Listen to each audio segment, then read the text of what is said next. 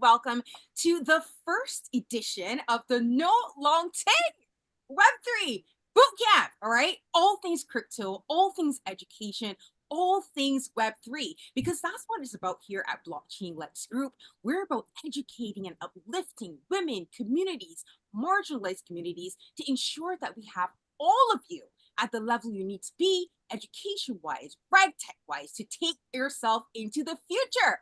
So first of all, let's just talk a little bit. If you're excited to be here, let me see you put some yeses in the chat. So if you're excited to be here, I need to see YES in the chat coming through.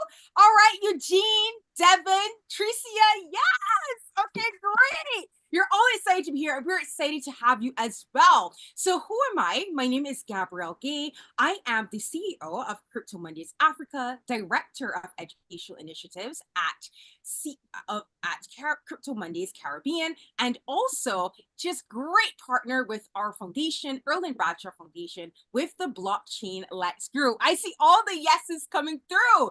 And with me on this side is my co-pilot and wonderful member of our team, CEO of Crypto Mondays Caribbean, Keir Legister, who also is a Caribbean attaché for IRS here in the region, working in all things finance and compliance with regards to Web3. Just say hi really quickly, Keir.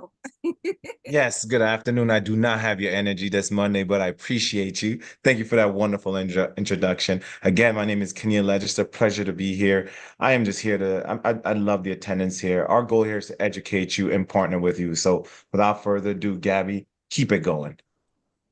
And that we will do. So I want to definitely introduce the rest of the members of our team who are here as well. So what it do, Caitlin? Caitlin Argo is our global growth and partnerships director. She's an international Web3 leader, and she's founder and pusher of all things Crypto Mondays London. Caitlin, give us a wave.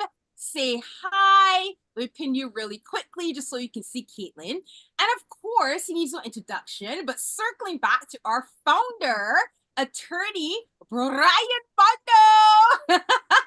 Giving him a quick pin as well if you just came in and you didn't go to the prior session. So he is our founder, the creator, visionary behind all things Blockchain Lex Group. And of course, we're not stopping there. We have Mr. Devon Erig. And Devon is a senior manager of operational risk at iHeartMedia USA. And he is the kingpin when it comes to all things regulation and compliance. Let me do a quick pin here. Devon, just wave and let the people see you. And then we also have Palisa.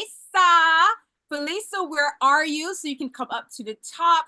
Just give me a quick wave. Oh, there you are. So Palisa is she's our director of comms. Hey, girl.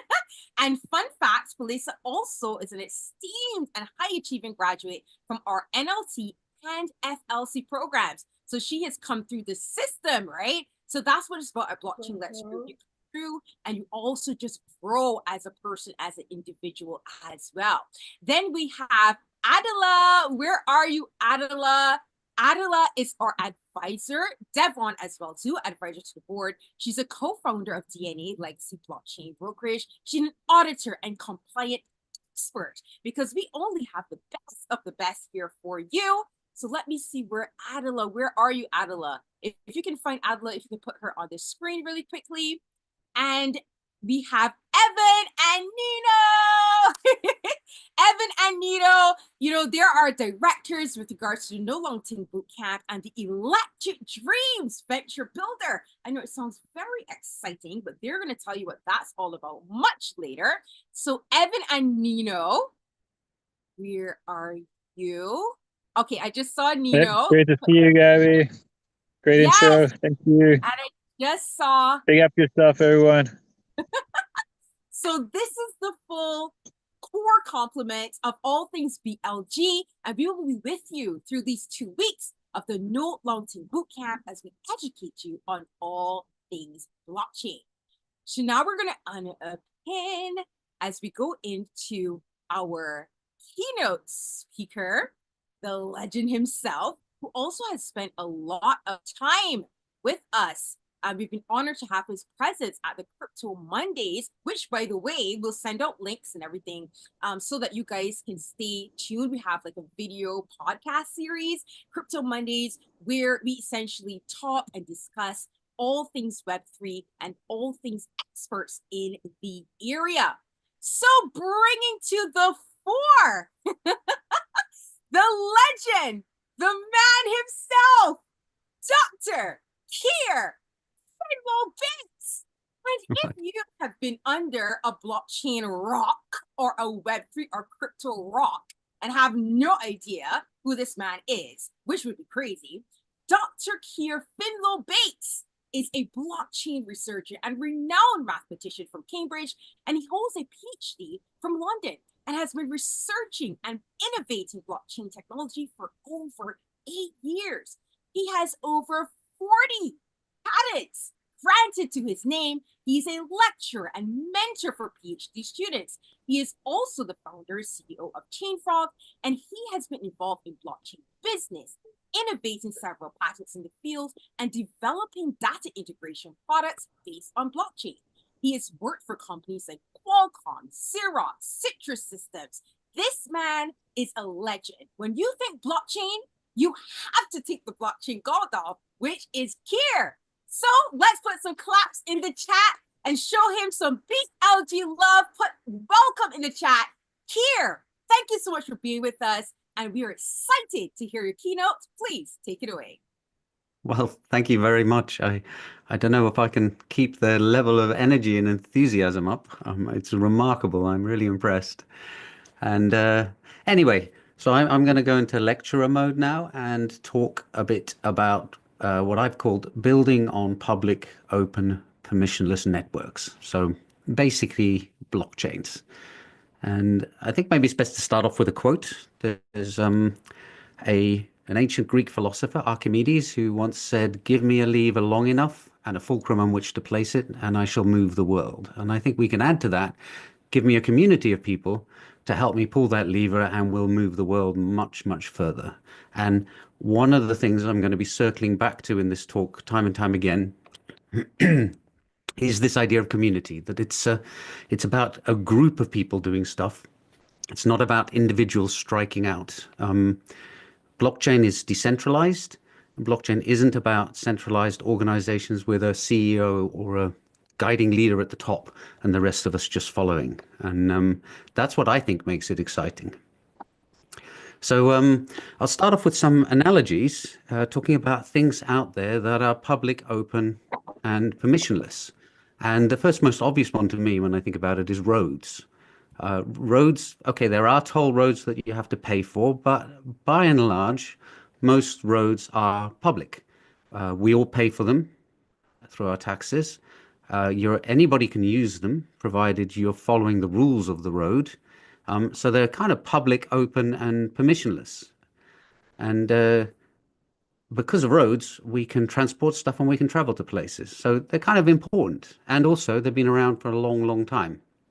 And if we move a bit into the future, you can look at things like the telegram and telephone lines. So anybody with enough money can send a telegram or make a phone call, but you're starting to see a network that is getting a bit more closed, where there are telecommunications companies that control the roads, as it were, and we have to pay to use them, and we can be blocked from them if they don't want us to use them. Moving on, we get to the internet and mobile devices. The two are now very tightly tied together. And there again, the internet started out as a public, open, permissionless network where anybody could join, and it was up to individuals to build on the internet as and how they saw fit. You do need an on-ramp, you need an internet service provider, but there's masses of software out there that allows you to connect to other computers on the internet and pretty much do what you like. The problem we've seen is that a small number of centralized companies have become very, very successful in the internet, and as a result dominate it. And so the kind of original dream of the internet being this open permissionless system, it kind of still is, but you're on the fringes if you're doing it on your own. Most of it's dominated by the big giant tech companies. So talked a bit about networks there. Now what I want to talk about is banks. So banks have been around for a long, long time, and they're definitely closed systems. We don't know what's going on behind their closed doors. If you want to be a bank, you need to get hold of expensive licenses. There's a lot of regulation, and the incumbents are not very keen on people coming in and taking over and competing with them. So, and of course, banks are handling something that is very important to us, the flow of value and money around our financial systems. So then you've got to ask yourself, well, what value do the banks add? I mean, it is useful to have banks for them to store your cash because it's not very convenient to keep it in a suitcase under your bed. They do handle the kind of road equivalent of being able to transmit value from one person to another through the payment systems, wire transfers, things like that. But on the other hand, they do act a bit like toll roads, where you are actually paying a surprising amount for the service that they're providing. They have us locked in. It's a bit hard to break out of it. And now this is where we can move on to blockchain finally, which is back in 2008, somebody called Satoshi Nakamoto, we don't know who they are, published a paper on an idea for a new way of producing digital cash that was open and public and permissionless. So rather than our current monetary systems, which are under the control of central banks, this idea was that we could have a means of having a form of money that anybody could get involved with. And that is the thing that first attracted me to Bitcoin, the first blockchain, was the fact that I could just download the software and start playing with it and start sending Bitcoins around. I was doing this back in 2011 when they were worth a few cents. Didn't at the time think it was really going to go anywhere, but it was certainly from a technical point of view, really great fun to play with. And it reminded me a lot of the early internet because the software was out there. If you had a bit of technical knowledge and a computer and an internet connection, you could play with it. You could write software to move these Bitcoins around, to store them for you. You could get in touch with other people and see what they were doing and interact and connect with them. So it was exciting, but from a technical perspective for me back then. And the key thing here is that I've used the phrase a number of times now, open, public, and permissionless. So this is a system where anybody can see what is going on. So that gives you the open. You'll hear some people talking about the transparency of the blockchain. Public, which means that you don't have to be a member of a group or a society or have a license or anything like that to be able to use it. You can just get stuck in and mess around with it. And finally, permissionless. You don't need to go and ask, get an account somewhere or have some company sign you up before you can use it. You can just get started on your own. So Bitcoin was the first blockchain. There are now heaps and heaps of them. They're proliferated immensely. There have been a few major breakthroughs over the last decade and a half. But fundamentally speaking, from what I can tell, most of the blockchains out there, I'm not really sure why they exist, to be honest. But the people who are working on them, some of them say that they've got something that is useful and is going to be key, and I wish them good luck. If it's kind of a Darwinian survival of the fittest world out there, and ones that actually have something that people want to use should hopefully survive, and those that have turned out to be vanity projects or useless will hopefully eventually fall by the wayside. So uses of blockchain. Now I've made some notes here that I think there are three main uses. The one that is the most obvious at the moment is the sending of value. And this is quite something. If you think about you have some wealth in the form of money or cash, or and you want to transfer it to somebody else, we're stuck on these banking systems, and they can be slow and they can be expensive. If I try to get some money sent to me from the United States, I'm here in Finland. If I do it via a wire transfer, it can take 4 or 5 days, and it can cost me somewhere in the region of $50 to $80. On blockchain now, I can transmit value. I have some clients in the US who pay me in stable coins, which are built on blockchains. I can get them within 12 seconds, and the cost is about $2 or $3. So you can see it's an order of magnitude cheaper, and the speed is quite remarkable compared to the systems that we currently traditionally use. And I think a lot of the financial institutions are scrambling to catch up with this. It's given them a bit of a jolt. And as a result, they're trying to improve the legacy or the incumbent systems. So sending value, being able to do that electronically, very, very quickly at your own control, that is really quite an innovation. And this leads me on to the second thing, which is that blockchains provide censorship resistance. We have issues with banks at the moment that they can arbitrarily decide to block a transaction that you want to undertake. You want to buy something with your bank card, and the bank can say no. And it's an awfully difficult process to try to appeal that. And you'll find in their terms and conditions that they have a surprising amount of power.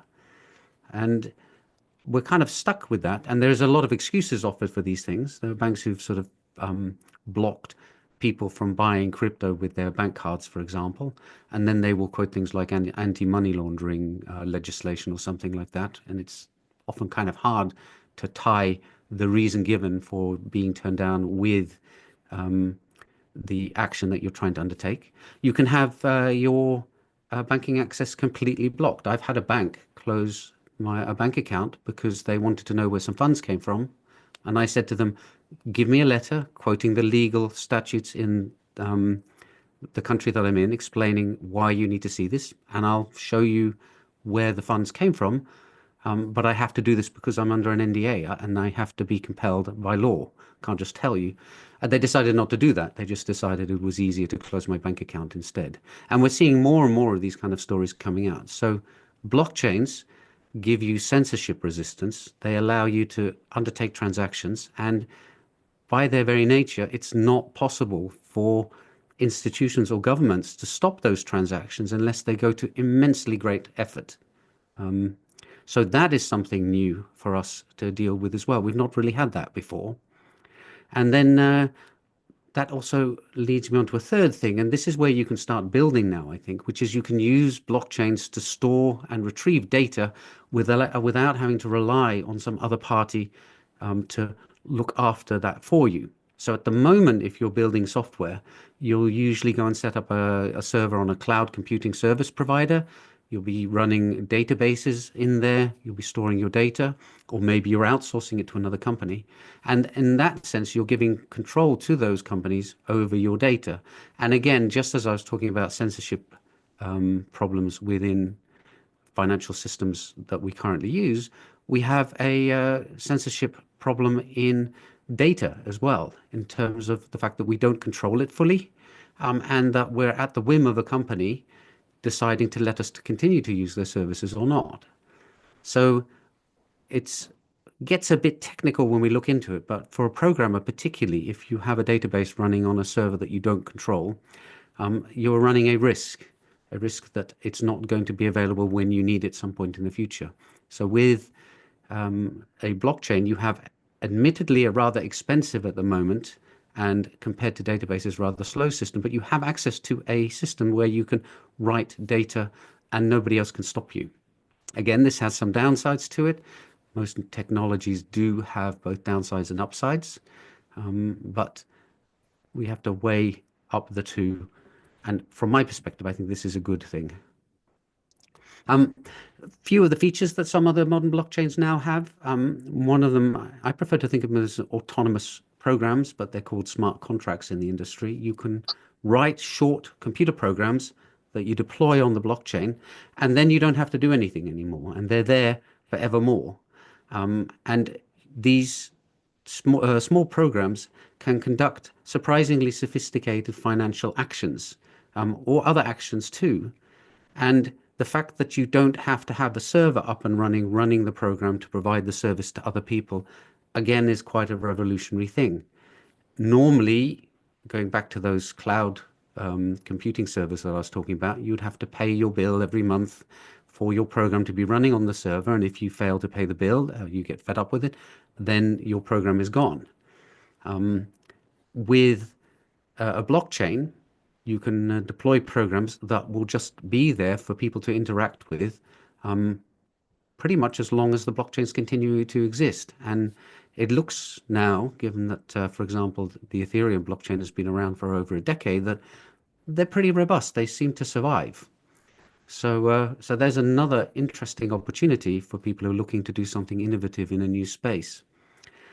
So looking at the time here, so I think it's probably worth touching a little bit more on some of the problems and some of the downsides that we can have with these systems. One of them is that blockchains can be slow compared to centralized systems, such as running a database on a server. But on the plus side, as I said, they can be more robust. Another problem I see in blockchain is that you start off with these wonderful decentralized projects, and the decentralization is supposed to be solving some of these issues surrounding control and centralization that I've talked about, and then they start to centralize. There seems to be this human tendency to get things to cluster, to give over control to some trusted entity rather than do stuff ourselves. So we see that time and time again with centralized exchanges. You get DeFi protocols launched on blockchains and everybody goes to the same one. Stuff like that. And marketplaces in particular tend to become very, very centralized because everybody goes to particular ones because it's the one that everybody uses.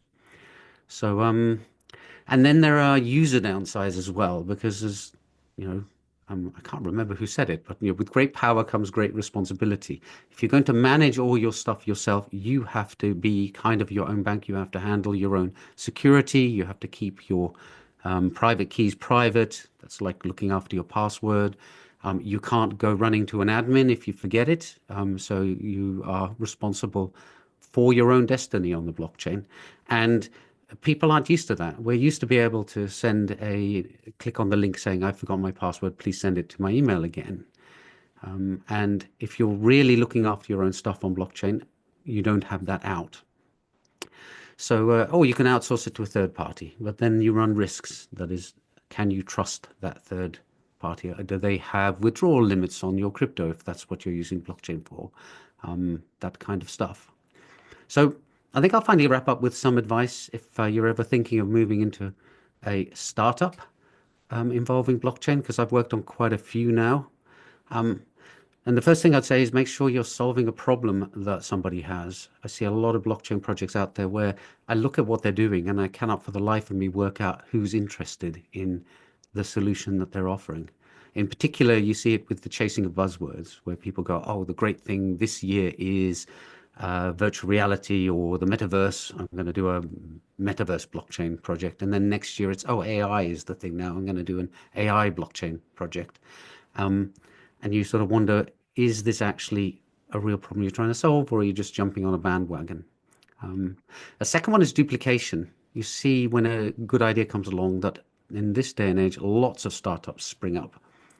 So when you have a new idea, it's worth having a think, is this really obvious? Are there already 100 other companies out there that are doing it? And if so, is it really a good idea for you to enter into that space too? And this leads on particularly to the next point I want to make, which is play into your own expertise. I have an example of this. I was, must have been 2016. I was on a call that I got invited to by a guy who turned out to be a car salesperson living in the state of Wisconsin in the United States. And he wanted to talk to me about a project that turned out to be about, and let's see if I can remember his words, solving land registration in Africa to help Africa with poverty problems. And I sort of looked at him and said, and you've got a connection to Africa? And he hadn't actually left the United States. He wasn't even aware that Africa is actually 54 countries. He thought it was one big place. And trying to explain to somebody like that, if you compare Egypt and South Africa and the Gambia, I mean, they might as well almost be in separate continents in some way, that they are so far apart geographically and culturally that believing that you, as somebody who's never left your own country, could solve a problem in another continent, that's a mistake. So don't be like him. Play into areas of your own expertise. And then finally, get advice and get feedback. There's a lot of people around that you can go and ask questions. The blockchain community I've found has been very, very open. People are really willing to share. But you're probably aware of that, given that you're here you know, listening to this and listening to all the people who are going to be talking for the rest of the sessions. So anyway, I think I'll wrap that up now, if that's okay, Brian. I hope it's been Thanks, Keir. interesting. That was fantastic. Thank you very much. Um, Let me just see if there's anybody who wants to ask you something quickly before you jump off. Sure. So, guys, if you have any questions for Keir, just drop questions in the chat. If he doesn't answer them now, potentially you can just add him on LinkedIn as well. Dr. Keir Finlow-Bates, you'll find him on LinkedIn, and he's very vocal on LinkedIn, so you could find him there and connect with him. Right. Some would say too vocal. And Keir, if you're okay with this video being broadcasted on YouTube after the session, Yeah, that's fine. potentially they can catch up on what you. Did I get the number of countries in Africa right? It's about. Let me ask Alexa. It's in the 50s, probably 54. Yeah, I said 54. I Somewhere think it's thereabouts. Yeah. There's a lot of them. Yeah. So I guess okay, there is a question for you from Victor. For a beginner in blockchain, what's the best way to get into the space and master the skills, especially if you're from another domain? Right. Well, I mean, it depends on what kind of thing you're interested in. I mean, there's a different path if you're looking for a technical job in blockchain, say becoming a blockchain developer, versus whether you're interested in, say, marketing in blockchain. Okay, you say development. Well, I'd say you need to be good at programming. A lot of the stuff in blockchain is done in JavaScript or Node.js if you're working in Ethereum, and C++ if you want to work on Bitcoin.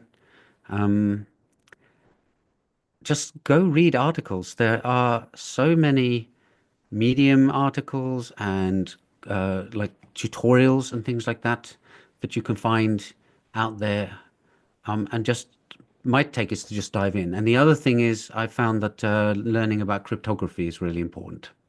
So that is probably the hardest part, is understanding cryptography. Here, potentially just take two more questions because I'm now I've opened the floodgates. Okay, let's zap through them really quickly. I'll try and keep short jobs. How does one get a team for pre-seed or pre-funding startup? Well, connections is the number one way.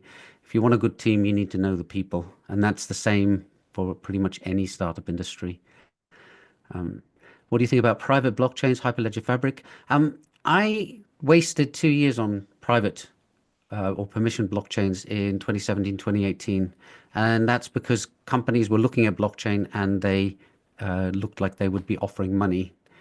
And the problem with private blockchains is they lose the most valuable part of blockchain, which is this open permissionless feature of it. When you've got a private blockchain, you're kind of basically switching to you're doing the equivalent of using a database that has a lot of baggage connected to it for which there is no need. The only private blockchain I can think of is if you're trying to mirror a public blockchain, like for example Ethereum, where you kind of want to be able to move in and out of a private pool and a public pool. Is there a difference between blockchain and Web3? Well, the blockchain's pretty well defined, and that it's a system that's permissionless and open. You add data to it by generating these blocks. There's some kind of consensus system, stuff like that. So we've got that one fairly locked down. Web3 is a bit more nebulous.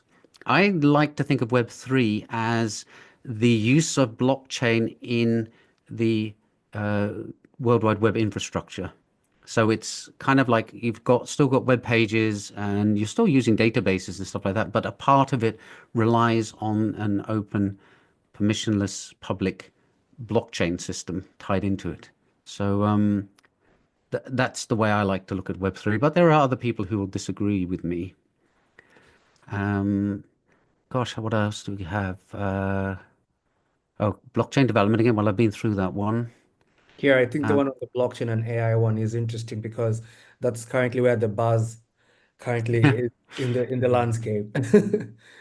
right. Where's the question? I can't see it. Let me scroll up back to it. It is like kindly expand on blockchain and AI agent projects. It's literally just like that. Is it overkill for developers? I'm not really an AI guy. I Mhm. mean, I use AI with Cursor for some programming just to produce individual functions. It's useless for anything bigger than that, but it's kind of good as a fast search engine. AI and blockchain, my feeling generally when I see that and I go and look at it is that most of them are just vaporware. That it's just kind of these are two buzzwords. I'll put them together and now I've got, buzzwords squared.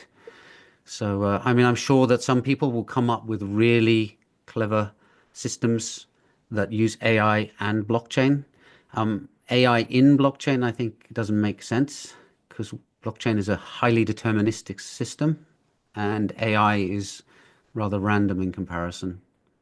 But, I've been surprised by things before, so maybe the killer thing out there will be a mashup of blockchain and AI. But it's hard enough to be an expert in just blockchain or just AI. To do both of them is kind of, it's it's a bit wide. Yeah.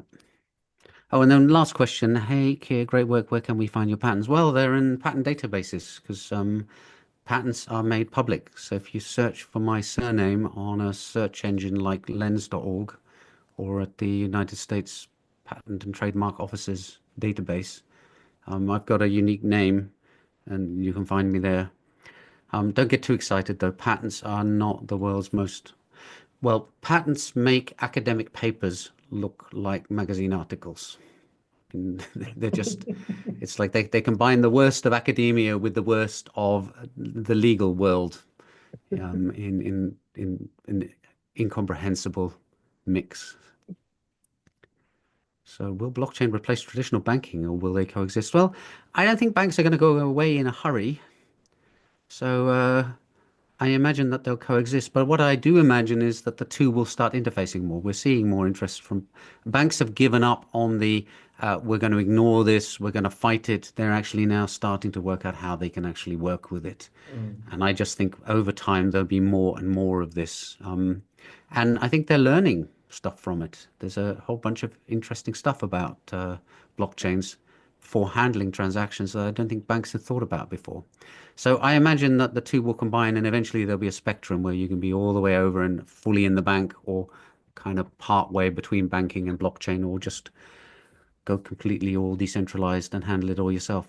Different people have different needs. Okay.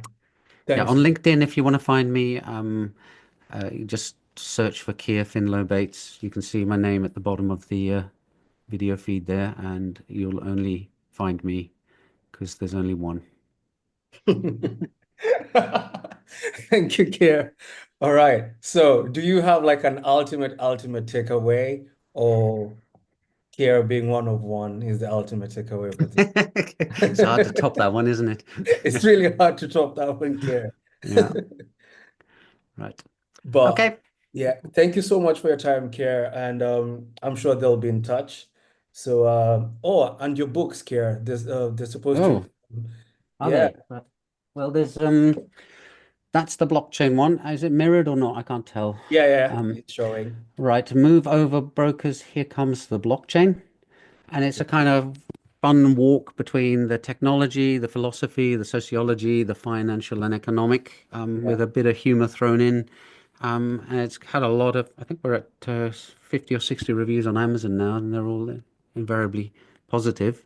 yeah, And people say it's both educational and fun. yeah. So do do go look for that. It's also on Kindle. If you've got Kindle Unlimited, then you get it for free. Um, and if you want a hard copy, they're available too. I recommend the hard copies. Much more fun to read paper, but I'm of a certain age, so. All right, Kier. Thank you very much. Okay, so I'm going to hand over the mic back to Gabby. And Gabby, just before we go into the next segment of the XRPL, Nino wanted to say something really briefly as well. So Gabby, back to you. All Here, right. you're welcome to hang out with us as well. Sure. All righty. So quick housekeeping announcements. Please be sure to check the chat. Palesa, Nino have dropped our Discord links as well as our YouTube links. So if you need the YouTube, you need the Discord and the WhatsApp, please, they're in the chat, okay? So before I continue, Nino, you can pop on in and then... I am in. I should be here. Can you hear me? Yes. Okay. Hello, everyone. I'm Nino. I'm Fifth Work. I'm hosting this with Blockchain Lex Group. We wanted to reward everyone who's made it this far and discuss a little bit about what we're doing.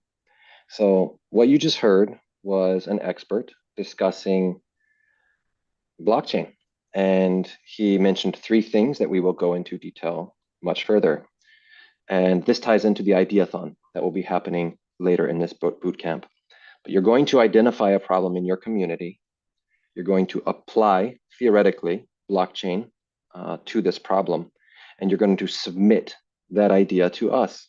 And you retain the intellectual property of this idea. So if this idea becomes something, and this problem is a problem, and blockchain can fix it, there will be actual monetary rewards, seed funding, to help you build that idea if you want to.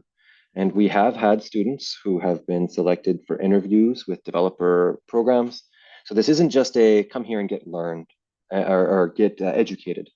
This is a actual help you solve problems in your community, help you, if you want to just learn, you can just learn.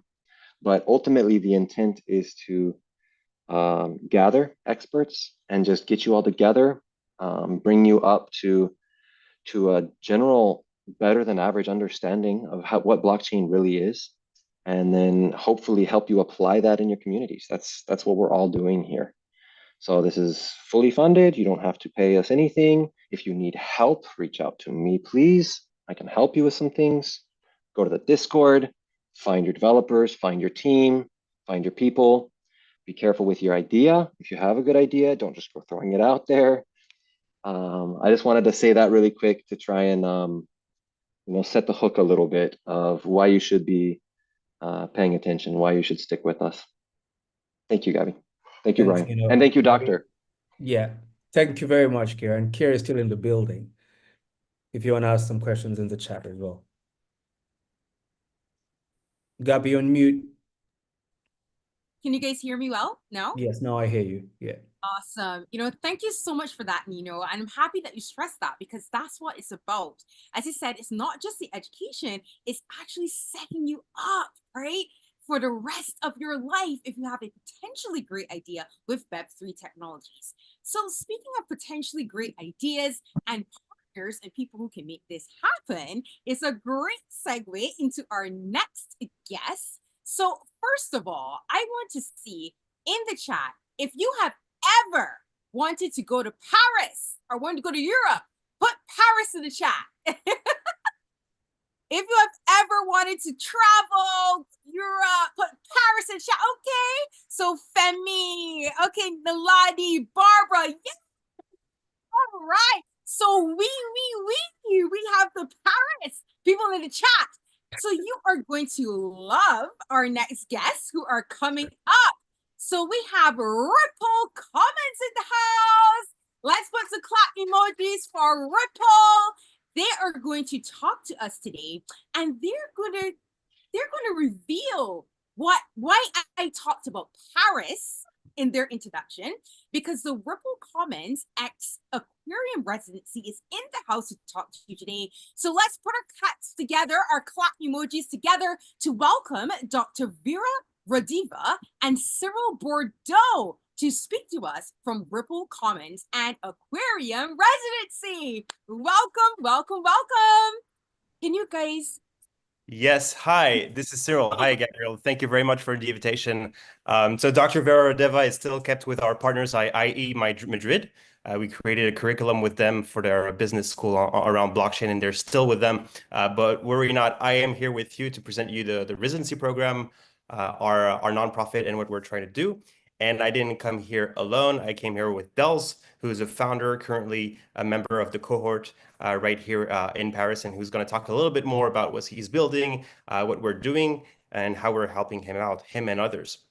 So I have a presentation, of course. Let me share my screen. I'm sending you a request now.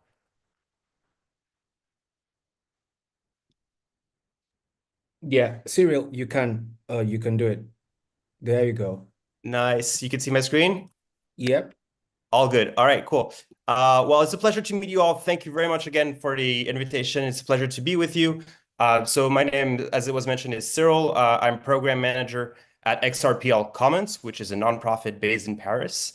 And so before telling you everything about our nonprofit, about the residency program, I just wanted to say a few words about the XRP Ledger, because obviously we're trying to promote this ecosystem. And if you haven't heard about it, it's been created in 2012. So it's one of the oldest blockchain, layer one blockchain out there. It's been built as an open source blockchain, of course, but at institutional grade. So the objective from the very beginning was to get institutions, banking systems, enable fast, secure, low-cost international payments using digital asset as a bridge currency. So initially, it was created by a company you might know called Ripple. But today, it's being used by over 200 other companies that are building on the same infrastructure. So the idea here, just in a nutshell, I'm not going to spend too much time on this because I know that tomorrow you have Chris Dangerfield, who's a renowned expert on XRPL, who will deep dive into this for you. But in a few words, it's been here for 13 years. No interruption whatsoever, no problem in that time. It's extremely fast. It takes only 4 seconds to validate a transaction, unlike other chains that might take several few minutes. It has a very low carbon footprint, so the entire ecosystem, the entire blockchain impact is about 6 times the back and forth Paris to New York, so it's really, really low compared to others. It's very easy once you're getting started to Web3 to actually start coding. C++, TypeScript, JavaScript are the common language used on the XRPL, so you don't need to learn Solidity to start building on this. And it has fixed functions. So unlike other chains, it has native functions within this blockchain that you can leverage directly. So you don't need to write down a smart contract if you want to do a DEX or something like this. Everything is already, all these different elements are already integrated. And that's why it's institutional grade, because we know that the functionalities that are on the chain that are there work and had no issues. So currently, just a few numbers, don't need to remember everything, but it's today the third largest cryptocurrency out there, with one of the largest market cap, of course. It has processed almost 3 billion transactions, so almost 1 trillion in value, and you have about 6 million XRP wallet holders around the world. So for some of you, from the Ethereum ecosystem, it might not sound like a lot, but for when you have an XRP wallet, you actually need to deposit 10. Now it's a bit lower, but you used to have to put 10 XRPs down, which means that the users don't create 100 of wallets. You usually have one. So it's actual active users that you have out there. And of course, you have a lot of different users building dApps in a lot of different use cases. So one thing that's very important to remember before I deep dive into what we do as Commons is the difference between Ripple, XRP, XRP Ledger, XRPL Commons. It sounds very confusing, but essentially XRP Ledger is a decentralized public blockchain. Anybody can build on this to do tokenization, payment, stablecoins, CBDCs, anything like this. The native currency within this blockchain is called the XRP. One of the companies that build around this is Ripple, a technology company that builds solutions for the businesses. And then you have a lot of other companies building on this. And so although we're close to Ripple, we are not Ripple ourselves. We are XRPL Commons. And what we do is we represent the community side of things. And the community is really, really growing. So one thing that we do here at Commons is we created this ecosystem map that's constantly updated. And essentially, you have all the projects that are live on XRP Ledger that we know of. that we put on this ecosystem map. So if you're interested in decentralized identity, about infrastructure, about different types of tools, about NFTs, about the music industry, whatever, you can just check out this ecosystem map, and there might be some projects that you could find interesting here. So it's really like very strong ecosystem, and that goes beyond the most famous company, which is Ripple. And so our mission at XRPL Commons is to help this ecosystem grow. And we were created 2 years ago, almost. In April, it will be 2 years, so we're quite new. And our idea is this. Essentially, worldwide, you have approximately 28 million developers. And if you look at blockchain developers, that's even lower. That's, to the best estimates, it's 100K people working on blockchain. And this number really decreases, obviously, when you talk about the XRP ledger. So to advance blockchain adoption, we need to onboard new developers from other tech fields. So today, AI, machine learning, we talked about it just before. It's a growing field, and everybody wants to go into this because it's the most obvious way to make money directly today. And so we have a problem overall. All the different blockchains out there have a problem into attracting developers. So it's not about competing with other chains, because ultimately we're all going to have to work together, but it's about growing the pie. And that means creating compelling careers for you as a developer, to create professional opportunities, not just because it's cool or hype, but because we actually solve complex problems. We need to motivate developers to learn, to contribute, and to strengthen our ecosystem. So really, it's about how can we attract more people to blockchain? And yes, of course, we're mostly supporting XRPL, but blockchain in general. So here you are. You're part of the happy few building on the blockchain. And so, as I was mentioning, at our nonprofit based in Paris, our mission is to create conditions of success for builders, entrepreneurs, developers to thrive in the ecosystem. And that means what? That means 5 different things, mostly. The first thing is what my colleague, Dr. Vera Deva, is leading, is the learning part.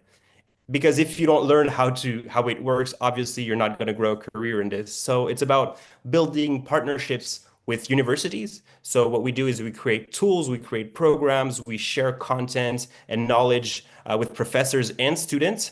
So right now we have students from IE Madrid, one of the most renowned business school in Europe, that are with us in Paris to be trained on the XRP ledger. We have partnerships with the Sorbonne, with UC Berkeley, with top 15 universities worldwide to train developers and entrepreneurs on the XRP ledger. We also do training in-house for developers in a free 2-day coding class in our offices. We share constant resources. We also support PhD students who do research on blockchain. Once we've done with that learning part, it's very important that we have builders, and I'm going to touch base on this right after, because that's my pillar and that's what I'm working on. But we also need to have mass adoption, and mass adoption usually goes through large corporations and public institutions at large. And so it's how can we solve real world use case, and how can we get corporates to actually use the XRP ledger?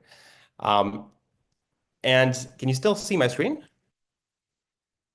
Yeah, Cyril. Yeah. Okay, sorry. It seems that you're still seeing my presentation or my whole Yeah, screen? we are seeing everything. Yeah. Okay, sounds good. Okay. Because things keep moving on my screen. And of course, we organize a lot of events a bit everywhere in Europe for now, and we're open to going to Africa and Caribbean and other places soon. So the part I want to touch on is our residency program, which is our core program, which is called the Aquarium. And the Aquarium essentially is a program that we created because we wished we had something like this when we first launched our entrepreneurial journeys. As part of the Commons team, almost everyone created a company. And the idea is that we've always thought that software was kind of an art form. Chris Dixon is saying this in his latest book about Web3. And this movement, Web3, has the real potential to bring back the spirit of the early internet. So that means secure property rights for creators, reclaim user ownership, control, and we need creative people to actually make this happen. And so, unlike incubators that you might have seen a bit everywhere, the Aquarium residency is inspired by an artistic residency.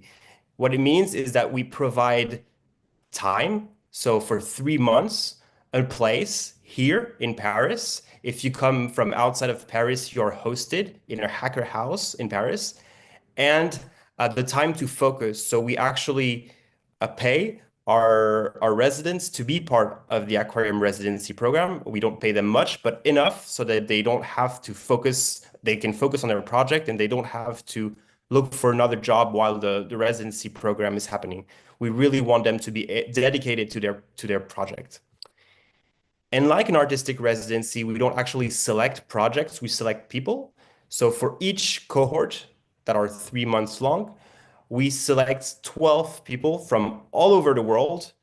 So we've had people from Nigeria, Peru, Colombia, China, India, a bit everywhere in Europe and Americas and Africa, everywhere.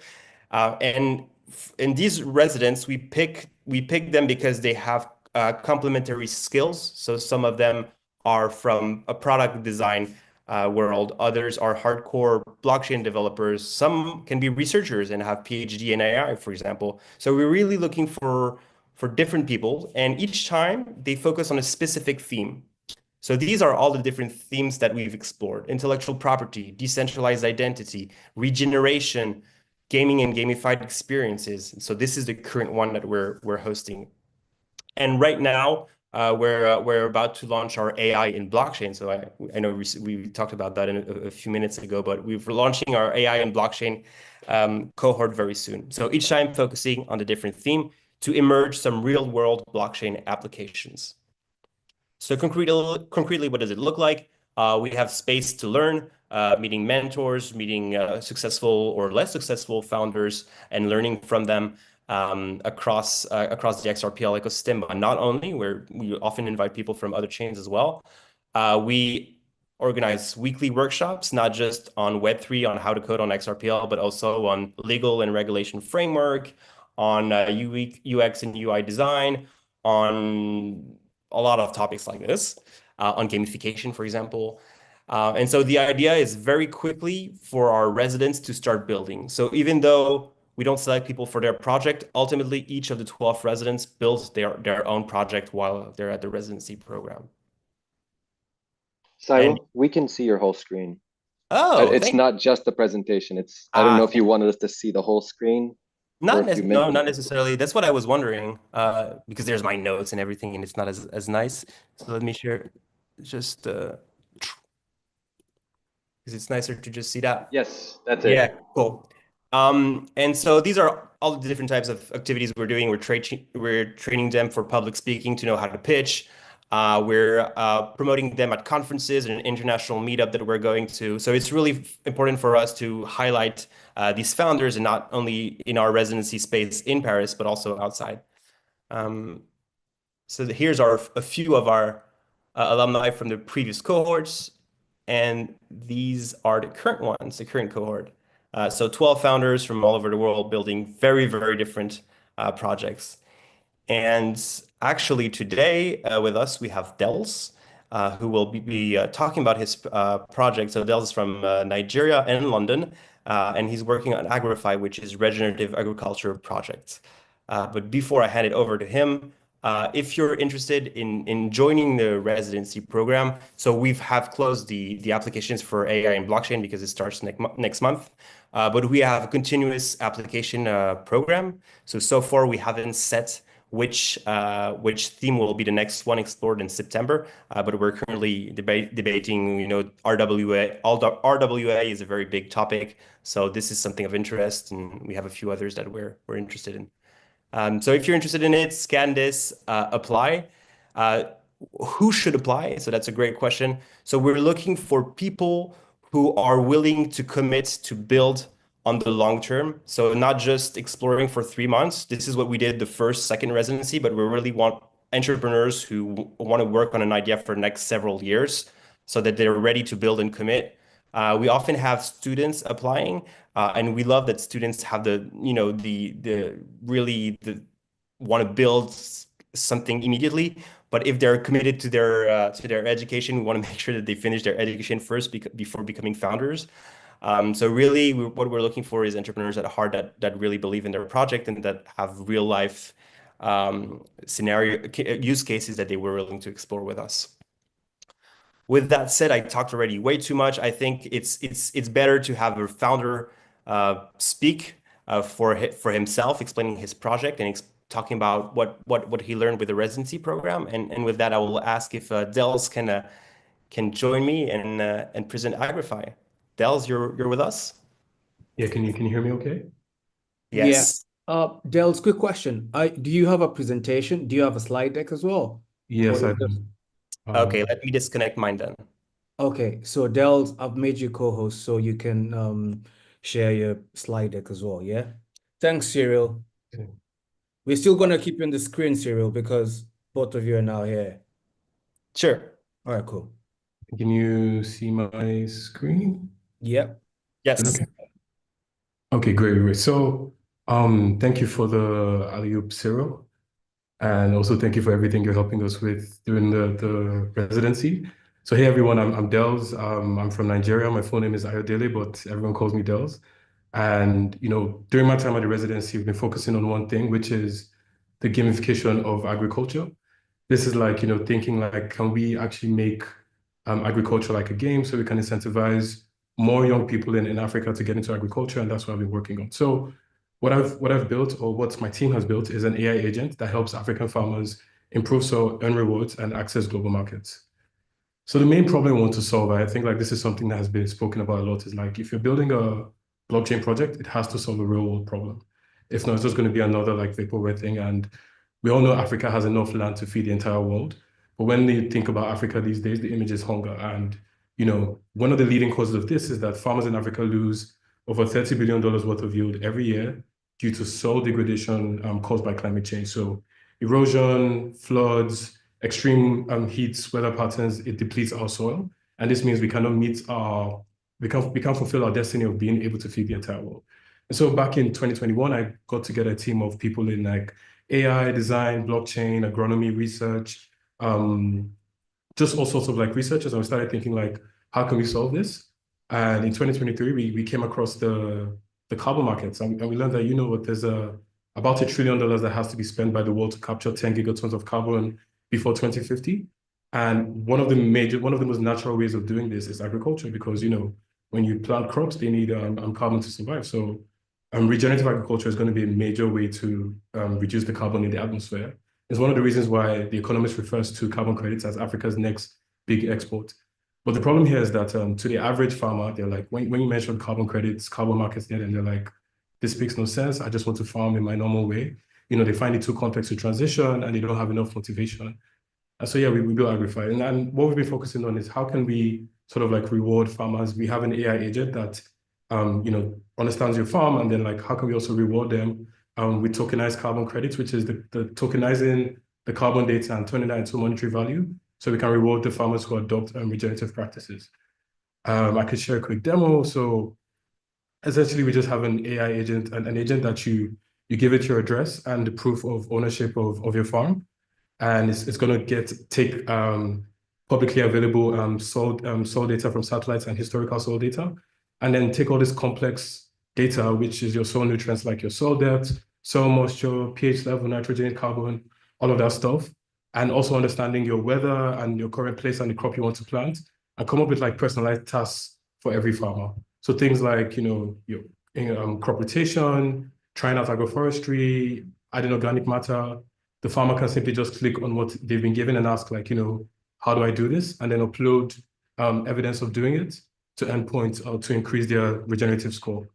And if they have a high enough score, then they move to like our marketplace, where we sort of like aggregate farmers that are doing well and put them in like an aggregator of farmers with good scores. So like cassava, for instance, we can say, okay, in Lagos, Nigeria, we have some farmers with good scores, and we put all of these farmers together and expose them in the front end when people can sort of buy this produce using the blockchain. So you can say, okay, I want to buy 10 kg of cassava from, sustainable farmers in Lagos, Nigeria. And yeah, you can buy this, put some money in an escrow using the XRP, paying with fiat first. And then once the produce is delivered to the buyer, then you receive, the farmer receives the payment. So essentially what we've done here is build a mechanism that, uses satellite imagery and to get soil data with the farm address, using large language models like open source large language models like Meta's Llama or DeepSeek R1 to interpret this complex soil nutrient data into multilingual tasks to improve the soil. And then we can then tokenize the additional carbon sequestered as green coins on the XRP ledger. So yeah, this is one of the key things we've done here is to build a marketplace as well, because it makes it possible to it's not just about like adopting regenerative agriculture. What we want is to increase the wealth of farmers. Okay, I think people can draw my screen, but okay, I don't know what's going on there, but yeah, I'll just keep going. Yeah, Dels, it's come, man. Just keep going. It's fine. Yeah. Yeah. And yeah, so the main reason why we feel like now is a good time for farmers to adopt regenerative agriculture is because these big companies, these consumer packaging companies like Gap, Levi, Pepsi, they're under pressure to reduce emissions by 20% before 2030. And so there's an opportunity here to supply these companies with sustainable produce to help them reduce their emissions. And you know, regenerative agriculture is how we get this sustainable produce. And we target the next generation of young African farmers. So whenever I mention to people that we want to do AI and blockchain with farming and agriculture, they're like, farmers are not going to care about these things. But we all know like one of the largest adopters of cryptocurrency in the world is Africa. And like Nigeria, for instance, has a very, very high amount of crypto holders. And you know, there's farmers who have taken over from their parents. And so the image of what we see as the modern farmer is not just this older person who just has no access to phones. These farmers have phones, you know, they use WhatsApp, they use Facebook. And according to the World Economic Forum, they're about 30 million in number and growing. So we want to create technology for these innovators that would then, if you understand the innovation adoption curves, they start using it first, network effects spreads to the other farmers, and from there, there's mass adoption. And because we position Agrify like this, it makes what we're building unique. You know, 70% of farmers in the entire world are smallholder farmers. So it's not just about Africa in the long term, it's South America, you know, just anywhere in the world where there's smallholder farmers, they can ride the Agrify wave. So we make money from the AI agent, green coin transaction fees, and also the produce we sell. And so far, we've been making a lot of progress with our equity investment. And yeah, our roadmap is to build technology for the agricultural value chain and unlock billions in liquidity for farmers. So that's everything about Agrify. Thank you for the opportunity to share this, Cyril and everyone else. And yeah, that's Yo, Dels, that's literally an elevator pitch that you did. That was fantastic. Like, I was waiting for more. Okay, Nino, Yes. Gabby. Can I say something to Dels real quick? Sorry, Dels, do you want to stop sharing your screen so that I pin other people on the, yeah, bless up. Hey, Dels, can you hear me? Yeah. So from our last cohort, we had a couple students who actually are they pitched us ideas who are very congruent with yours. And I think that they should reach out to you if they're in this current cohort. They know who they are, and only they can progress their company. So their idea. If you can post your LinkedIn in the chat, please, so that they can reach out to you if they're here. I can't. I can only help them so much as they're willing to help themselves. But you definitely should talk to a couple of our students, and I have their contact if they don't reach out to you. So please reach out to me. Yeah, definitely. I also think like Cyril there's some questions regarding the aquarium for Cyril in the chat earlier on. So I think it would be good if you could answer them as well. Yes, happy to answer your question. I can't see any questions specifically. Is there one in particular that I need to respond to? I thought I saw something about like coming to Paris or what life is like, or was I sort of startup? Yeah, don't mind me. I think I was speeding through the presentation. I saw something, so about it. So. Okay, no Do you worries. have any guys for them, for Cyril or Dels, very quickly?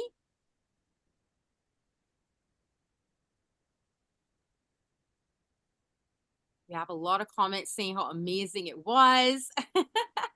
That was absolutely incredible. They learned a lot. And It's fantastic. It is for agriculture and for blockchain. Okay, great. Gabby, just one second. Has anybody seen our Evan? Because I'm trying to pin our Evan Oh here. no, he had to step out. I apologize. Oh, our Evan had to He step has out. another class he actually had to head to. Right. He said he Okay. may come back later if he can. But he's a teacher by heart, and that's what he does all day. And he did have to step Okay, out. cool. So I guess we're moving to the next segment. And Caitlin, this is your segment. No, Dels, hold up. Where are you going? No, you're part of this. This is called the guest lab.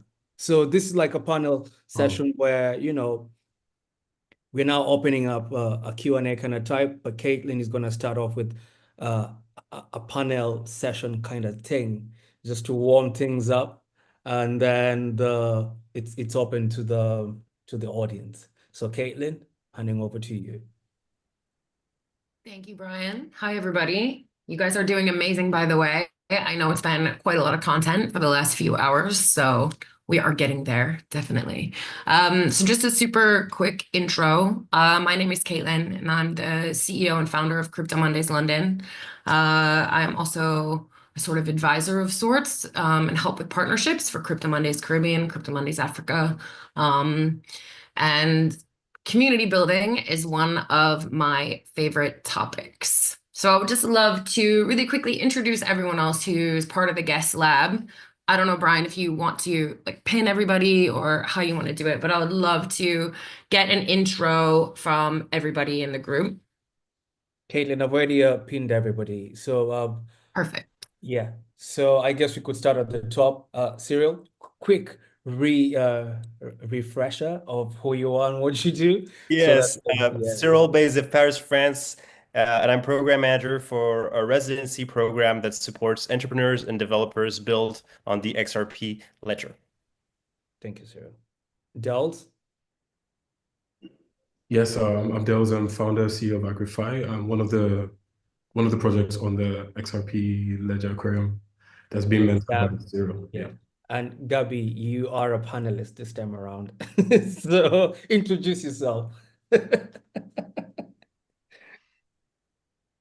You're Your muted. mic Oh, is- you're muted. Can you hear me now? Yeah. Yes. Great. Hello, everyone, again. Gabrielle Gay here, CEO of Crypto Mondays Africa and founder of the Erling Bradshaw Foundation. And essentially, I reach over 10 million professionals and leaders at the intersection of Web3, AI, and education globally and across the Caribbean. Thank you, Gabby. Devin?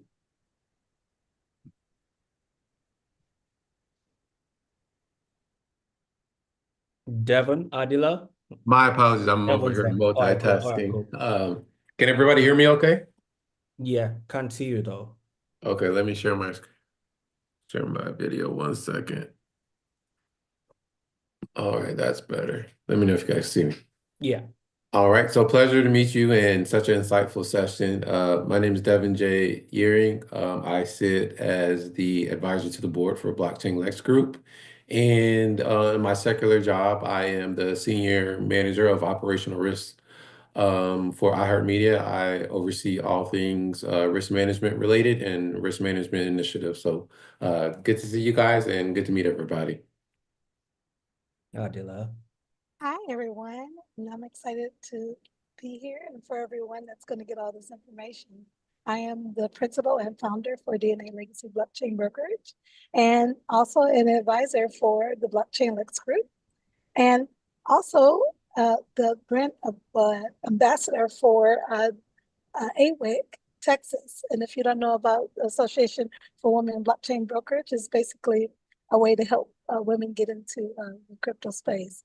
But what I do is I help in the space by utilizing my skill set to help the dynamic of basically forecasting different types of problems and risks that may come about in the blockchain space. And then I also do tax appropriations and kind of like wallet management for those people who are holding crypto assets. So a variety of things that I would love to tell everyone about.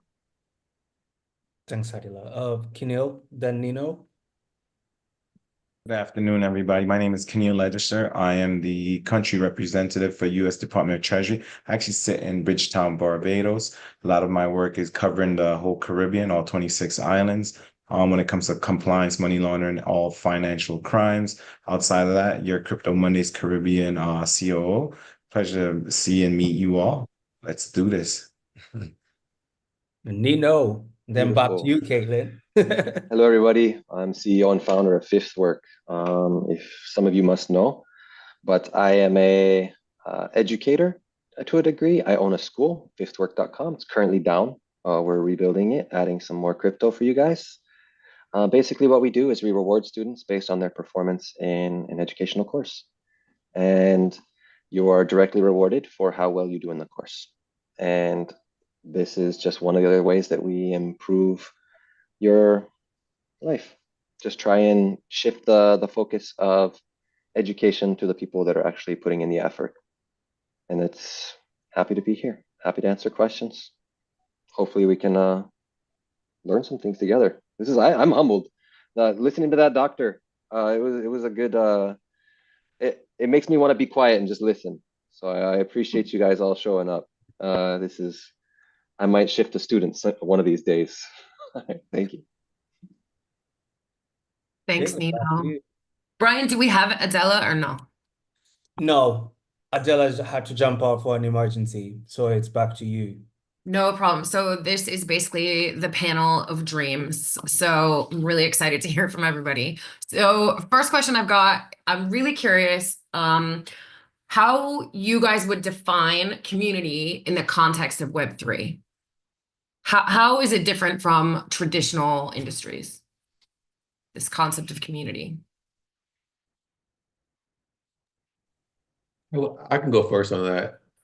I'll chime in really quick. I think from the traditional community environment, and if many are accustomed to the traditional workplace environment, the biggest difference is that innovation is embraced. Forward-thinking thought leadership is also embraced. It's actually encouraged, if you will, and I think that is what the biggest difference from a regular community. Sometimes, if there's a certain tone set that has to be adhered to, in this particular community, no, we want you to break that glass, we want you to shatter it, and we want you to come with your ideas because that is what essentially pushes the needle forward in this space of Web3. Yes, I love that. Adila, did you want to add something?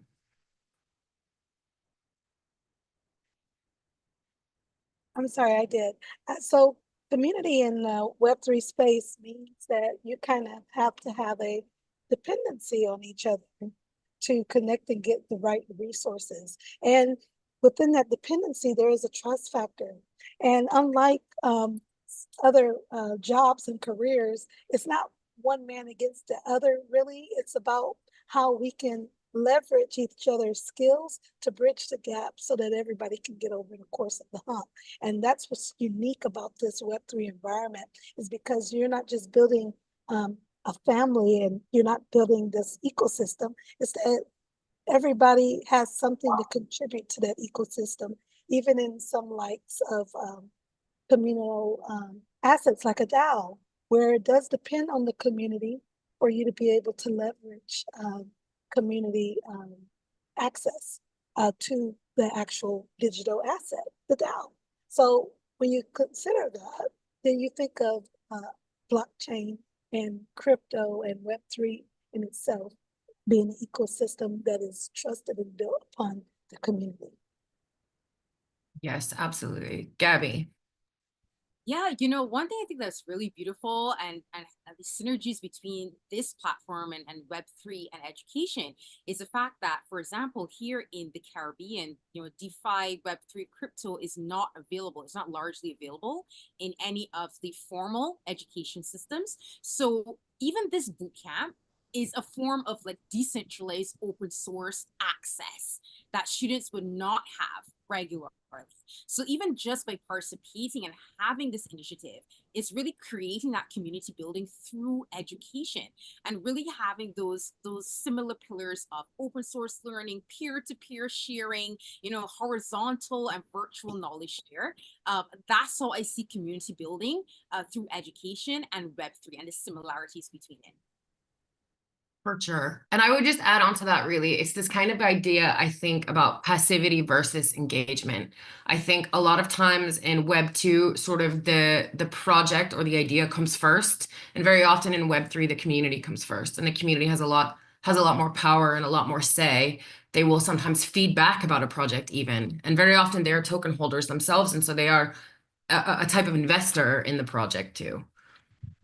I was also about to say, you know what? I love that because I was about to say as well, too, piggybacking off what you said, is that in centralized systems, there are a lot of gatekeepers, right? So, there's so many gatekeepers. There's so many people saying, okay, well, if you want to learn about Web3 or this, you probably have to go here. You have to do that. But as you said correctly, with decentralized platforms and what we're offering, like the community comes first.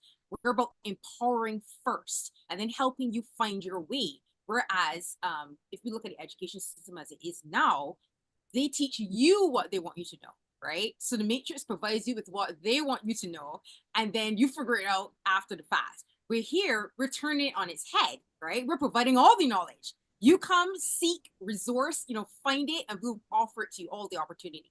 So yes, I agree that that's a great parallel across the board. That's great. Thanks, Gabby. Thanks, guys. So just next question. What are some strategies that you guys use for community engagement? I would love to hear as well from from Commons. So Cyril. Yes, absolutely. So yes, community, of course, is one of our main pillars. What we do is it was briefly mentioned before how the Web3 community overall is quite a small community compared to a lot of others, and it's a bit everywhere in the world, and so it's very hard to get to connect people. So what we do here at Commons is first we have a magazine that we publish and we call for people from all over the world to contribute to this magazine. That's actual physical paper, and that's like online blog. We have this powerful community magazine. Then we go where the founders are. So we organize almost monthly meetups a bit everywhere in Europe. And we don't decide where we want to go. We just see where the community is and where they ask us to come. And if we find a local partner to help us organize this event, then we organize this event. And then there's a lot of crypto events a bit everywhere in the world where we make sure that we're there and we invite our community to join. We really do, although we're all remote and we live a bit everywhere in the world, we really believe in the power of one-on-one connection and actually seeing person face to face. So it's about creating those opportunities for founders and others to actually meet. Amazing. Nino, Kenyal, did you guys want to add anything? I just want to shout out to Ruth. I see your profile picture in there. Welcome back. Side note, you're in it. This is the community.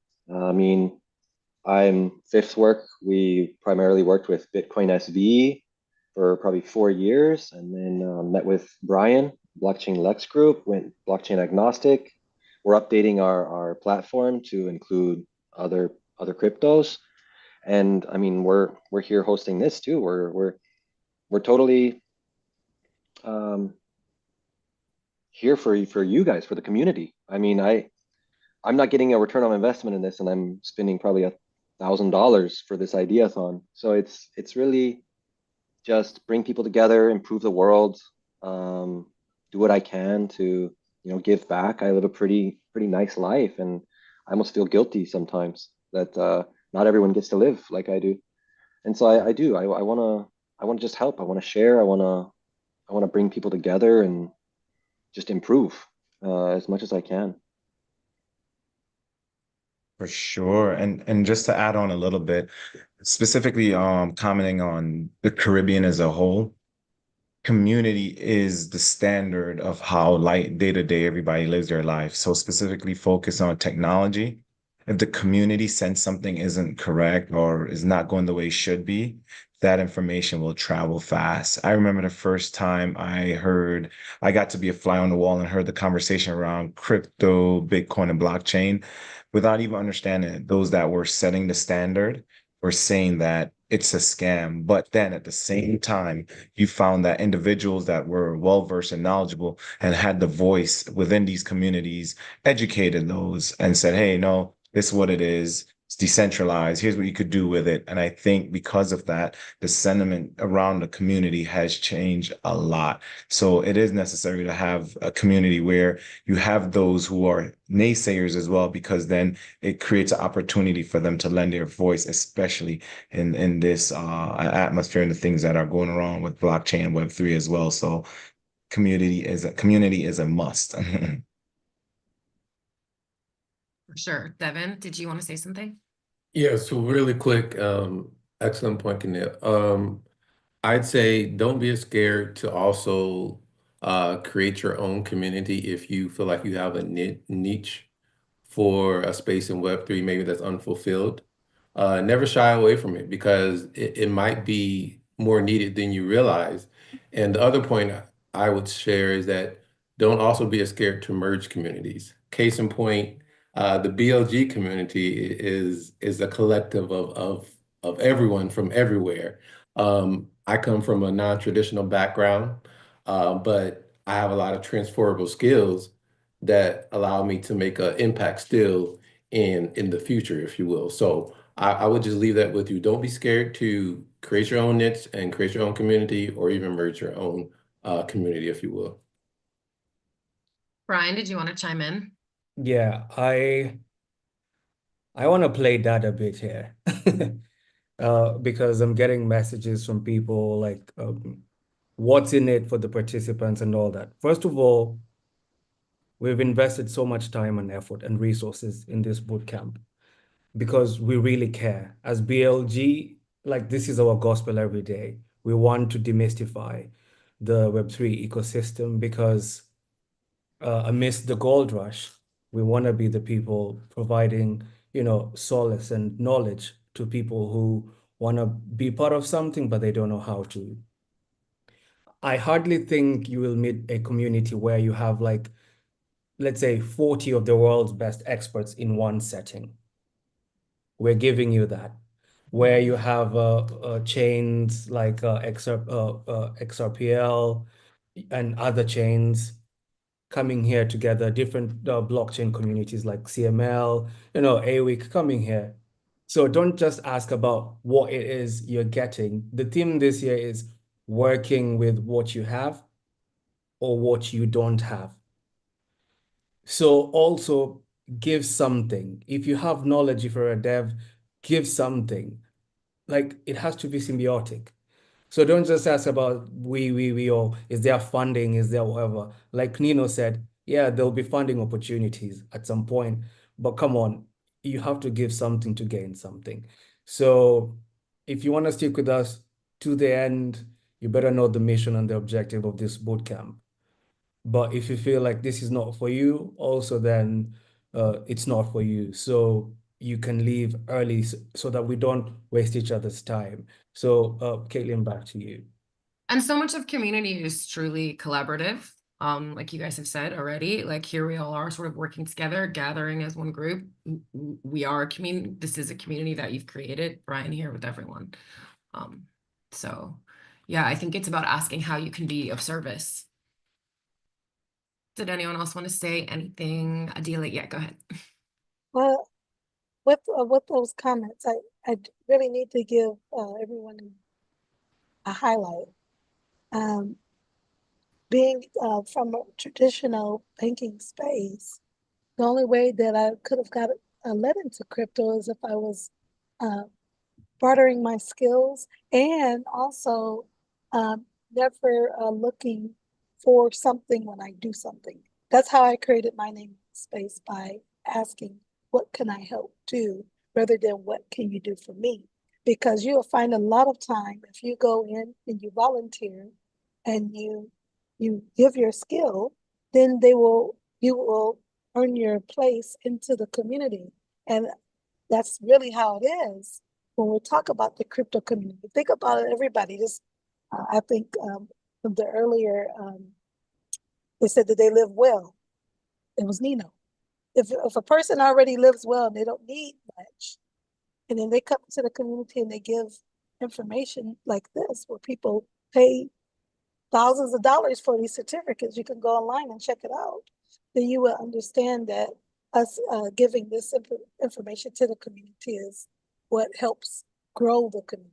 We want to grow the community, and we also want to see the community flourish in a way that is not always motivated by money.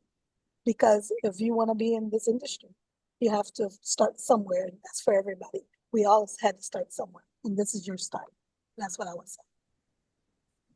Thank you, Adila. Very well said. If Yes. Sorry, if I may just add a comment. I think that's one thing that's very distinct in Web3 and as often is just open source ecosystem. If you don't participate, if you don't give to the open source ecosystem, the ecosystem dies. So everybody in the community needs to play a part in it. And if you're here just to take and you're not giving back, well, you're not going to bring anything of value, and very quickly you're going to feel left out of this. So what I found in Web3 communities that I haven't seen anywhere else, and I've had experiences in many other different fields, is that it doesn't really matter who you are and what your background you're from. I've seen people from very non-traditional backgrounds, people that didn't have chance to go to school, and they've been having in-depth conversation with people that are PhDs from the best universities in Europe, and they are taken seriously because it doesn't really matter who you are and where you come from. It's how much are you willing to give, how hard are you willing to work to build something, and how much are you willing to give to the community. And I feel that this is a community that doesn't judge people like other communities. So as long as you're willing to give back and to work hard, then you're going to take a lot out of it. And I really, really found a lot of people find a new career at moments that were really rough in their life. They are 50, they don't know what to do. And all of a sudden, there's a new community that's embracing them and welcoming their ideas. And as long as you just power through it and you listen to people's advice, people that like Nino, like yeah, Caitlin, like you, Adila, that are willing just to give back and to give advice and support, then you can gain a lot from it. So I feel that you gain if you give. The more you give, the more you will get back. If you don't give anything, you won't get anything, and you can go to another industry to do that. 1000%. And I think it's worth noting as well that in the Web3 space, something that's so exciting about this collaborative sort of idea of everyone contributing is that there are enough seats at the table. I find in many other industries, it's very ruthless and it's very competitive, and people will literally step on you to get what they need. Whereas in Web3, the idea is like, let's kind of work together. Let's help each other here because it's all brand new. We're all early adapters. What can we build together? Thanks, Cyril. Nino, did you want to chime in too? Just a little bit. I see this is just addressing the questions in the chat. A lot of people are like, well, how can I apply this to this? And how can I solve this problem? And how can I break into this community? And ultimately, I don't know. I mean, I've never lived in Africa. I've never been to Africa. I don't know anything about Africa. I have no idea how to solve your problems. I don't even know what problems you have. But I know that blockchain has a lot of utility, has a lot of power in it. It can transcend borders instantly. It can store information irrefutably. It can do, an infinite amount of things, kind of like the doctor was speaking about. Give me a lever long enough and I can move the world. That's basically what it is. You can apply it to so many different applications in your life, but I don't know what those are. You do. And ultimately, you can bring me an amazing solution to a problem that affects your community. And I'd be like, great, that's awesome. How do I help you build it? I'm not going to build that for you. And you have to keep coming to me and saying, hey, I've done everything I can. I need this. And I will probably get that for you. But if you don't come to me and you're not pursuing it, I'm not going to do it. I have no idea what problems you're facing. It's just, especially me. I have a family. I have a job. I have this. I have a truck that I love to work on. I have things. I have a life. I like Netflix. I like anime. So I don't know. But if you come to me and you ask for help, yeah, I'm going to help you. I can guarantee you that I will do what I can. That's what my passion is in life. I enjoy doing that. So it's just I know that it would be great if I had the answer for how to solve your problems, but I don't know your problems. I don't know your network. And this goes back to, again, something else the doctor said is address a problem, we'll have a problem, apply the solution to the problem. And then there was a third one. It matters. This is what I was getting at. I forgot it. Sorry, my memory is not great. But what did he say? You said you had to identify the problem. While you Yeah. buffer, I have a question for Del. While you buffer. No, what was Because the third one? time and tide wait for no man, hold up as you buffer. So Del, what has this community aspect done for you in finding your journey as a founder? And then Gabby and Caitlin, I think we could open up to the questions in the chat as well. Yeah, perfect. Yeah. Yeah, so I think in Web3 compared to Web2, there's a lot of doing this together because like Cyril mentioned, it's not a competition if the goal is to get more people into Web3. And I think the main thing is like when I come across founders that are building in Web2, they're very guarded in sense of they don't want to tell people what they're building or how they're building it. Whereas in Web3, people are more likely to share like open source code, share a lot of things. And I think that's the main difference. And also the idea of like rewarding people for like using your product. So it's like what would be a Web3 version of Uber would be you take a ride, you get something. Whereas a Web2 version is like you just take a ride and you get nothing. So the idea of like being able to reward people for being involved with your project it's a very important part of Web3. So we're doing this together. There's something in for you and there's something in for me. It's all of us together. So that's the main thing. Yeah. Nice. Okay, so I'm just scrolling back up, and I think we'll start with this question. So, what are the key factors that drive engagement and long-term sustainability in decentralized blockchain communities? And how can governance models like DAOs enhance community participation? Does everyone know what a DAO is? Have you guys covered that? Caitlin, a quick one, yeah. Could we also just open up the mics to the crowd as well? So whoever's quickest gun could also just ask their questions, as opposed to scrolling up and down all the thingies. But that question still flies, the DAO one. So as we answer, then I don't know if Abdul Rahman is on here and wants to put his mic on and ask the question. I don't know.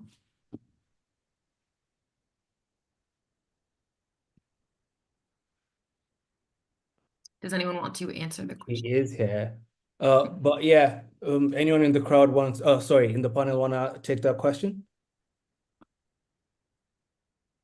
I mean, so just to chime in really quick, like I think some key factors that drive engagement and long-term sustainability, and it's a really unsexy, unfun answer, but it's consistency. Having a meetup or a gathering or something regularly to then grow from is really important. People want a place to belong. They want to identify with something. And I think when you have a place consistently for them to gather, to discuss, whether that's virtual or IRL, I think that's really important. I don't know if anyone else wants to chime something in. Go ahead.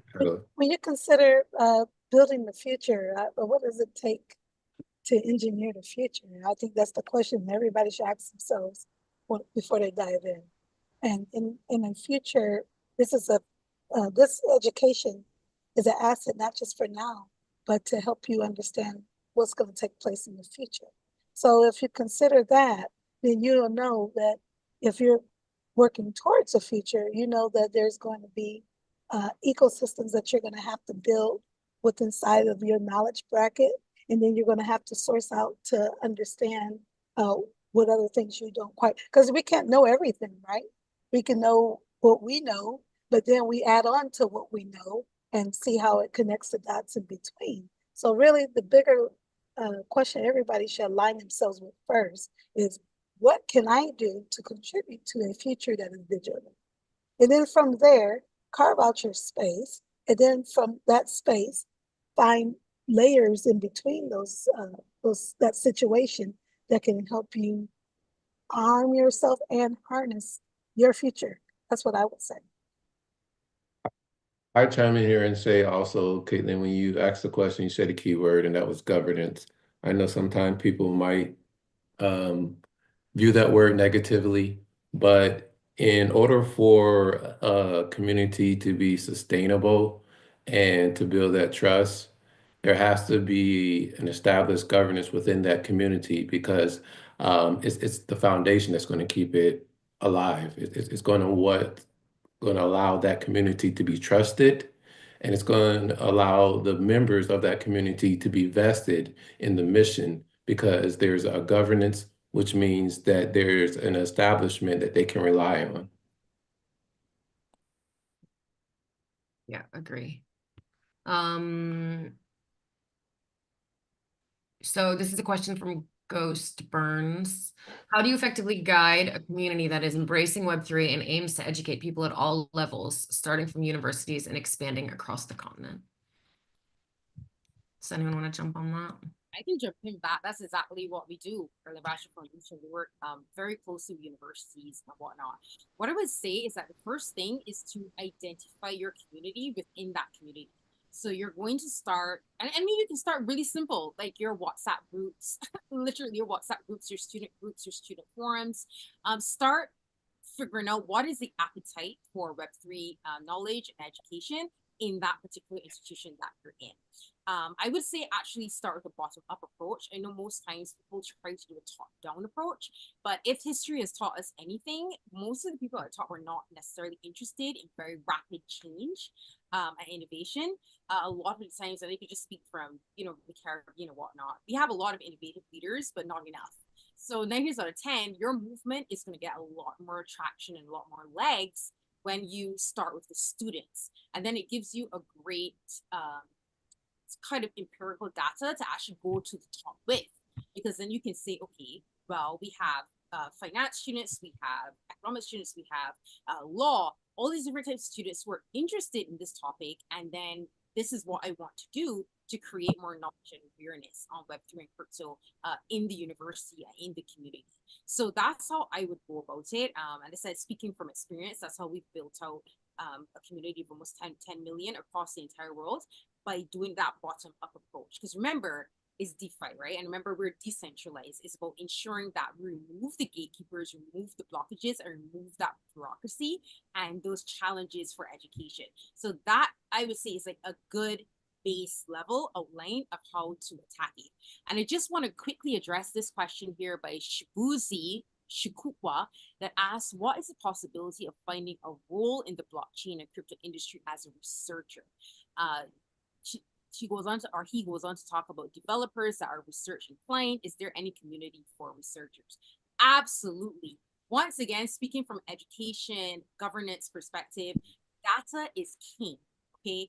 Data, and especially speaking from regions like the Caribbean and remote parts of Africa and Asia and whatnot, the lack of data is one of the key obstacles to driving Web3 adoption and crypto adoption and blockchain adoption in these areas. Because officials, that's what they're going to ask you. Okay, who wants to know about it? What communities are affected? What are the perspectives? And they want to know about that empirically. So I would say there's huge possibilities, right? And huge opportunities for the taking to be a leading researcher in this area. So once again, going back to my first answer, dive into your communities, find out what are the challenges, what are the lack of knowledge, and then go from there. And that is how you're going to form the hypothesis and abstract for your research. For that. Thanks, Gabby. Thanks. Caitlin, there's a really interesting question here by Paul. And then I think after this, we can start wrapping up, yeah? So Sure. Paul Makolaka says, oh yeah, Paul, first of all, big up yourself. Paul is Abia University, one of our partners in Kenya. Yo, Nairobi, soon come, soon come. All right, Web3 is rife with pump and dump dynamics where people join for quick financial gain and disappear. What is the biggest step in building genuine long-term engagement given the massive challenges? So this is open to the floor, and then Caitlin, you could start wrapping up the thing. Yeah. I could start this one off. I think every time I hear these similar questions, the first thing I always ask the student or the person who posed it, it's what are your intentions? What are your goals? And the people that are joining your community, do they share the same sentiment? As we brought up before, are the governance in line? All the rules are the posture that we create in line with what your vision is. I think if you if you join one of these groups and it's almost like you see that the concept is to jack a value of something up just for that has no utility or literally serve no purpose other than trying to go up and make money off of it. I think sometimes we become naive, honestly, and just want to be part of that because we have that fear of missing out and forgot why we even joined in the first place. So if you have a community that you've developed that has certain standards, whether it's sharing information, who's putting in what, and understanding again the word governance and having some sort of bylaws for your community, if that, to set some sort of standards and hold everyone to it. I don't think it matters what the platform is. I think as long as you have some governance and standards, it can be applied to all.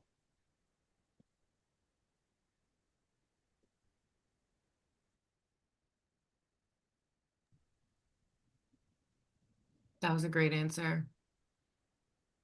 Did anyone else want to chime in about that?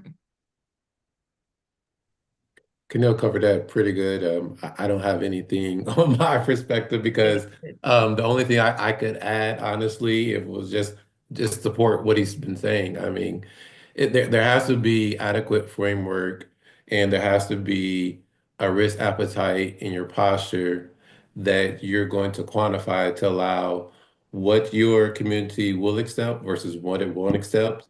And it all has to fall back into whatever those applicable laws or regulations are, because what you don't want to do is you don't want to knock yourself out of the game and get fined really quick, right? You want to continue to thrive, but you have to be able to do it in a compliant way. And the way you do it is by establish what your posture is, what your risk framework needs to be, and then you can just hit the ground running from there. That takes all the guesswork out of it for you. Mm-mm. Yes. Thanks, And I, Devin. and I'd just like to add, everybody in here has already a passion to learn. And consider you keeping that passion throughout your time being in the environment and community.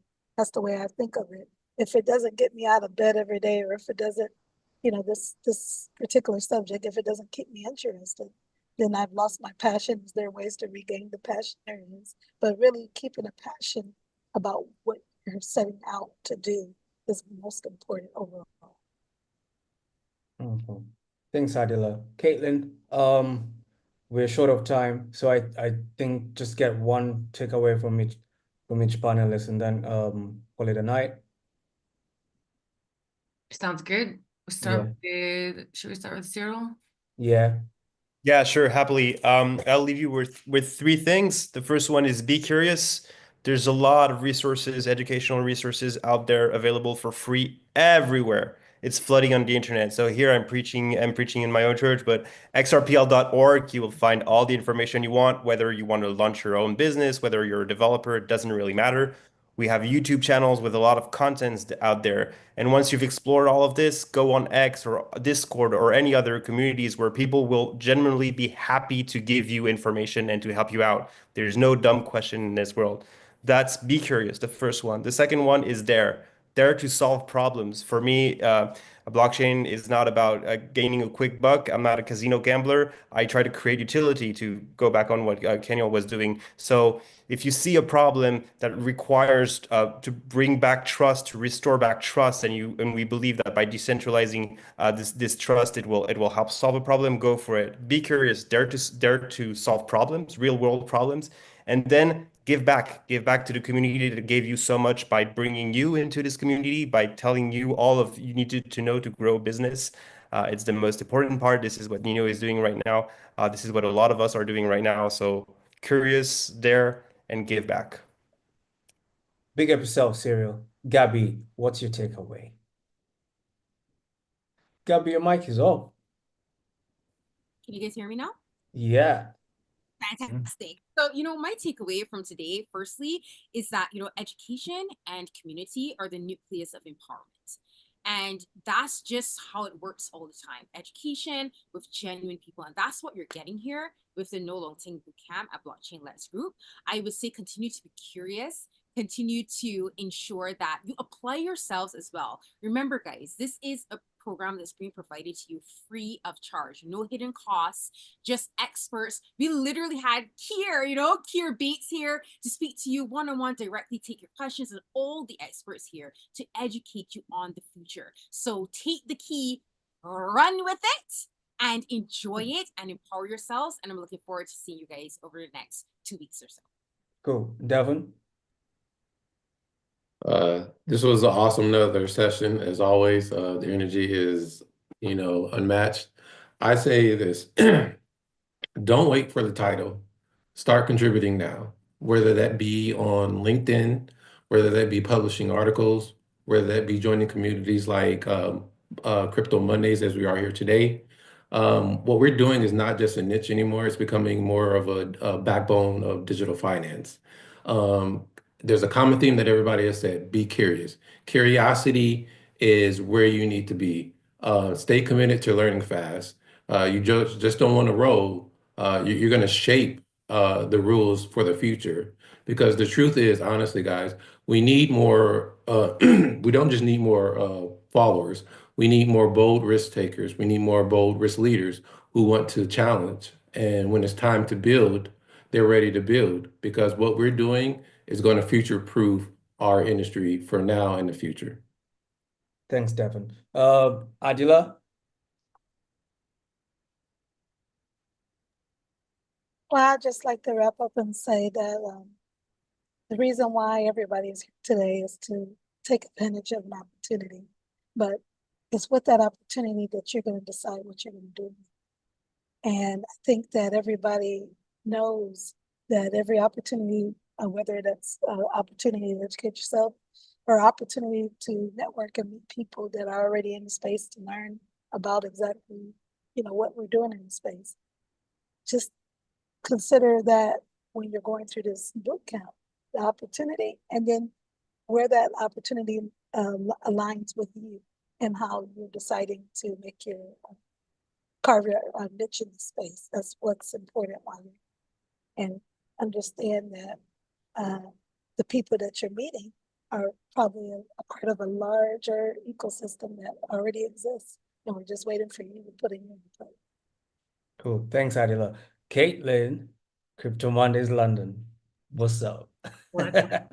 I just love what everyone else is saying, so I would just echo that to stay curious. I think utilize the resources that you have at your disposal, and ask for help if you need it. That's what we're here for, and we want you to come into this industry, and we want you to be successful. So don't be afraid to ask for help. Big up yourself, Caitlin. Nino. I literally just typed that in the chat when she said that. It's what I want you to know is I was responding to one of the students, but is we are here to help you. That's the whole reason that this exists to help you. But we can't carry the torch for you. It's your community, your problems. This is our community reaching out to your community, and let's connect. I want you to know that we're here for you. If you have questions, reach out. The Discord's there, the WhatsApp there. I'm not the most responsive person in the world, but if you reach out to me, I'll try and respond as much as I can.